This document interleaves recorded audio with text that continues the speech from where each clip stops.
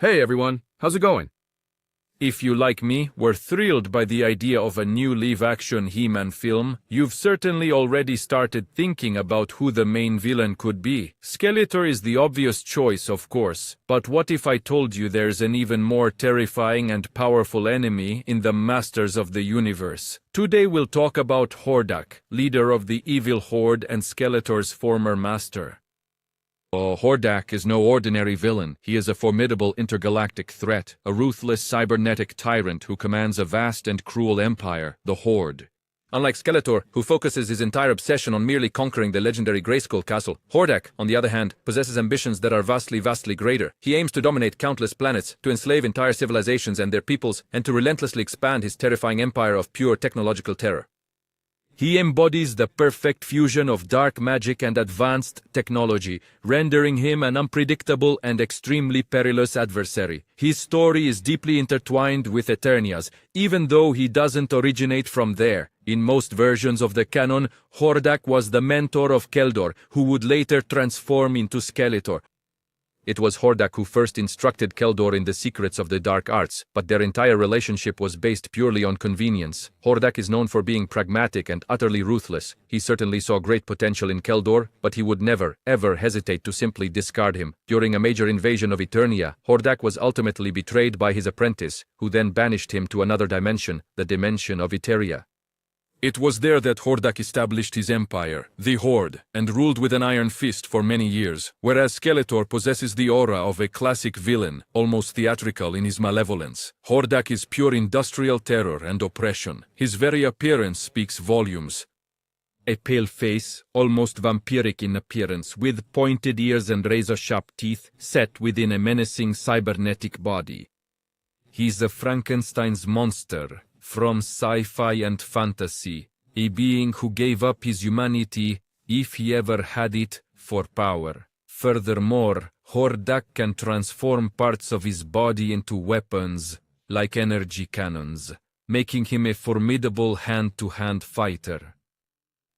Now, let's try to imagine this scenario playing out on the big screen. A He-Man film could begin with Skeletor as the main, primary threat, establishing the classic conflict that we've all come to know so well. He-Man defeats him, but his victory, unfortunately, is short-lived. The real, underlying threat was simply biding its time, waiting for the perfect moment to finally emerge.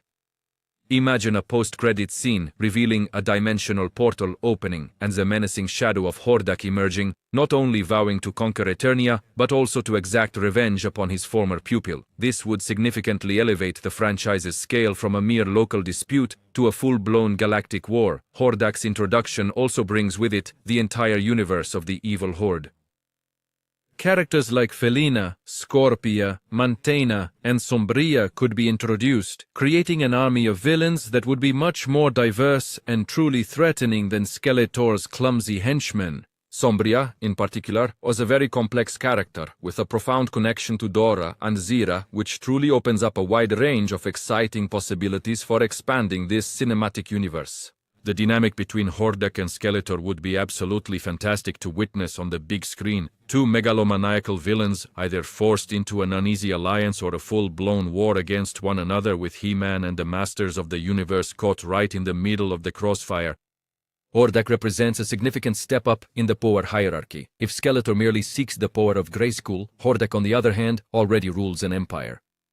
He doesn't need Grayskull to pose a threat. He is already a formidable one. For him, conquering Eternia is merely one more step in his relentless campaign of universal domination. It's a matter of personal vengeance against his treacherous apprentice, Minde Bismins.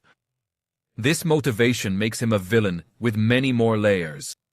He's not merely evil for evil's sake. He is a conqueror, a cunning strategist, and a ruthless tyrant who firmly believes in establishing order through sheer force. Furthermore, Hordak's very presence allows for the exploration of much darker and more mature themes. The Horde itself is infamous for its brutal oppression, its insidious mind control, and its relentless technological experimentation.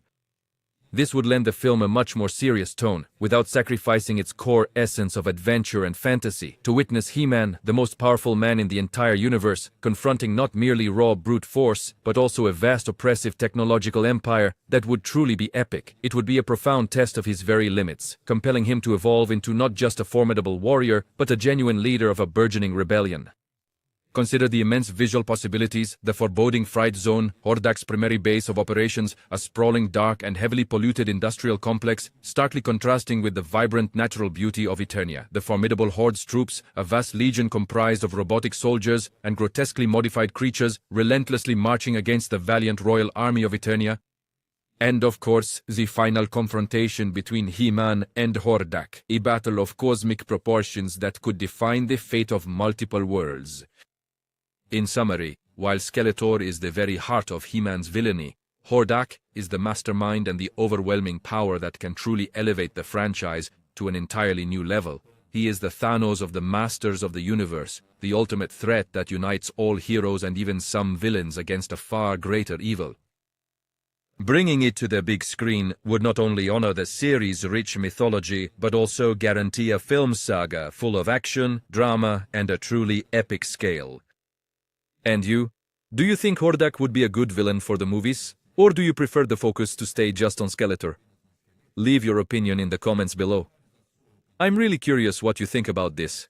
If you enjoyed the video, don't forget to hit that like button, subscribe to the channel, and turn on notifications so you don't miss the next ones. Thanks, and I'll see you later.